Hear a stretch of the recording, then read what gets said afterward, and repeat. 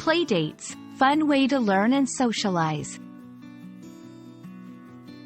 Hello everyone, welcome back to our channel, where learning English is both fun and engaging. Today, we have a very interesting topic to cover: the phrase, playdate. This is a term you might have heard often, especially if you interact with children or parents. But what does it mean, and how do you use it? Let's dive into the playful world of playdates and explore how this phrase is a part of everyday English. A playdate is a term commonly used in American English, referring to an arranged appointment for children to play together. Think of it as a social appointment for kids, where they get to interact, play games, and sometimes share snacks or meals. It's not just about fun, though. Playdates are crucial for children's social development. They learn to share, cooperate, and solve problems together.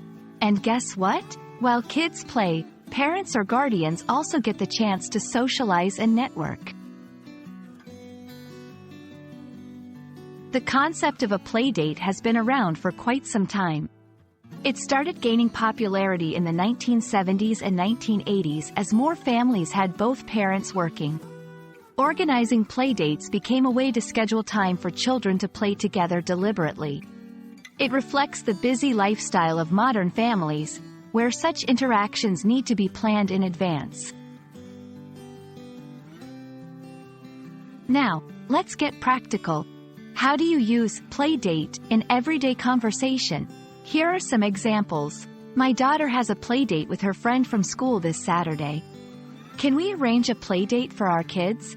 They met during a playdate at the park. Notice how the phrase is used as a noun. It's an event, much like an appointment or a meeting, but for children to play. Planning a successful playdate can be an art. Here are some quick tips. 1. Set clear start and end times. It helps in managing the day effectively. 2. Plan activities. Have some games or activities ready to keep the kids engaged. 3. Be mindful of food allergies. Always check with parents about any dietary restrictions. 4. Safety first. Ensure the play area is safe and kids are within sight.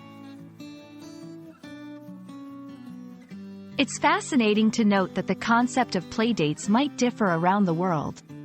In some cultures, informal playing among neighborhood kids is more common, without the need for a formal arrangement. However, the term playdate is becoming more global as cultures adopt American parenting styles and as English terms become more widespread. I hope this video has been informative and that you now feel comfortable with the concept and usage of playdate. Whether you're a parent, a teacher, or just an English enthusiast, understanding such phrases can help you connect with others and appreciate the nuances of the language. Keep practicing, and remember, learning English is just like a playdate. It's all about having fun while you learn. See you in the next video.